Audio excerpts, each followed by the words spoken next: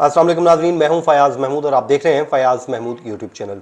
नाजरीन, बड़ी अफसोसनाक खबर आ रही है गुजरांवाला से, जहां पर 4 अफराद को उनके अपने ही घर में मौत की नींद सुला दिया गया है।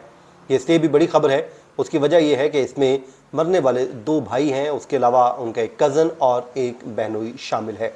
और मारने वाला कोई और नहीं बल्कि उसका और मरने वाले भाई थे, तो उसमें मारने वाला कोई और नहीं बल्कि बताया जाता है कि उनके सगे जो रिश्तेदार हैं, अपने करीबी अजीज हैं, वो इस वाक़े में मुलविस हैं। ये खबर इसलिए भी जंगल में आग की तरह फैली है क्योंकि उस घर पर शादी की तकरीब थी और ये नौजवान अपने रूम में सोए पड़े थे, लेकिन अचानक से इन पर ये धावा बोल दिया गया।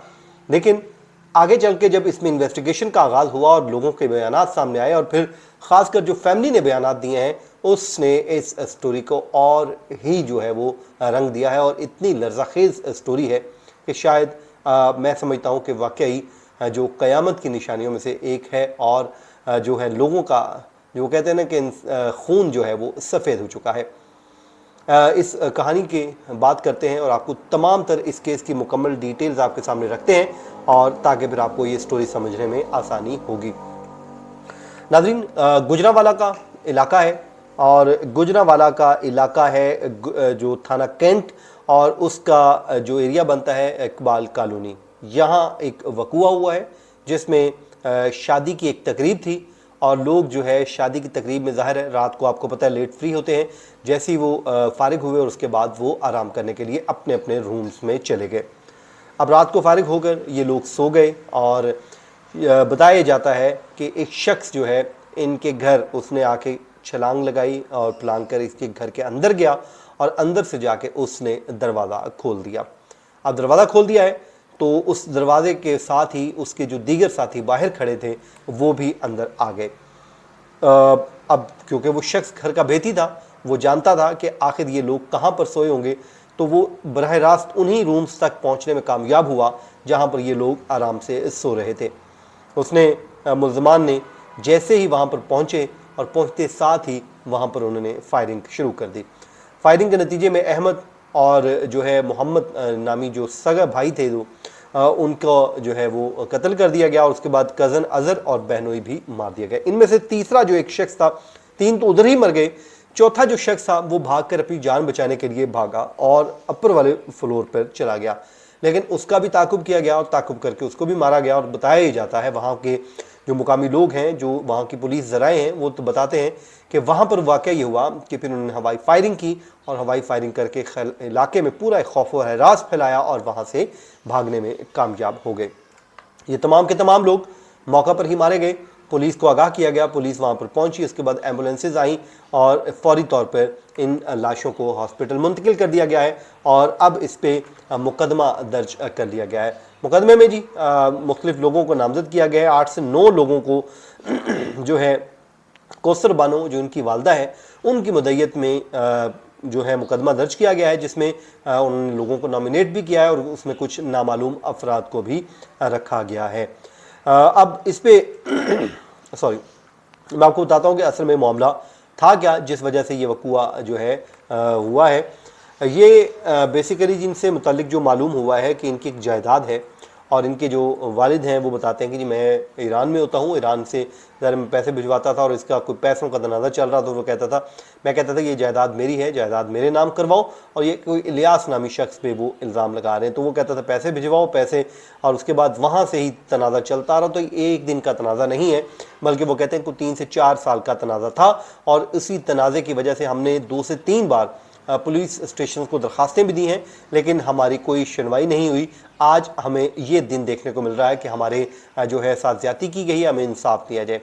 अब ये वो सारी चीज़ें हैं जो मुझे सामने आई हैं, लेकिन इसके बावजूद जो खातून है उसका मैंने शॉर्ट सुना, वो जो इंटरव्यू दिया उन्होंने बताया कि इंसाफ दिया जाए। मतलब अभी उधर से भी जो पिक्चर है वो को बहुत ज़्यादा क्लियर नहीं हो रही कि अब जायदाद के लिए ये वाक़या हुआ है और जायदाद जो है वो वहीं पर है। 4 बंदे चले गए और कुछ लोग जो है मारने वाले भाग गए और वो अब पुलिस से छुपते फिरेंगे और तब तक छुपते फिरेंगे जब तक वो अपने किए की सज़ा नहीं पा रहेंगे। लेकिन वो घर, वो जायदाद आज वहीं पर मौजूद है, लेकिन उसमें बसने वाले जो लोग हैं वो इस दुनिया से रुखसत हो गए हैं।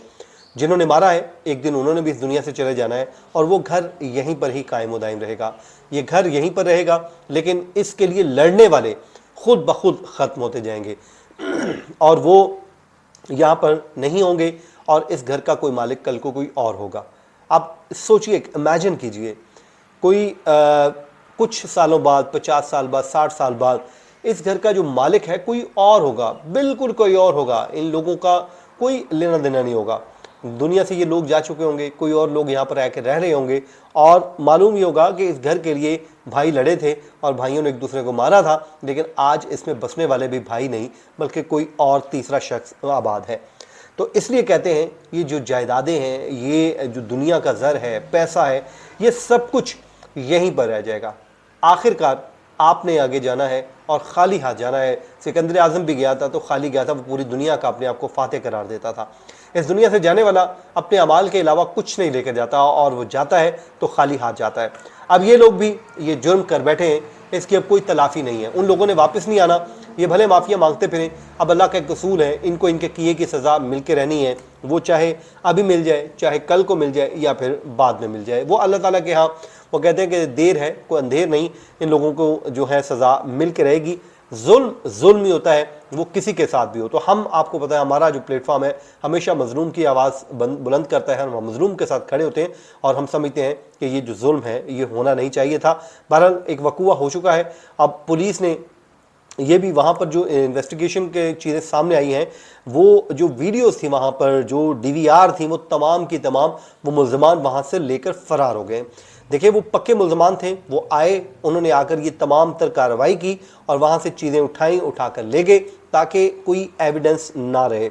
लेकिन आपको मैं एक बात बताऊँ, चोर जितना मर्जी शातिर हो, वो पीछे ऐसा कोई ना कोई खुरा छोड़ जाता है कि वो पकड़ा ही जाता है। अब मुझे बताइए कि जो तीफी भट्ट के बहनोई को कत्ल किया गया, जिन शूटर्स ने, उनको तो कोई जानता भी नहीं था, बिल्कुल अंधा कत्ल था, लेकिन पुलिस ने इन्वेस्टिगेट किया और बिलाकर पुलिस उन तक पहुंचने में कामयाब होगी।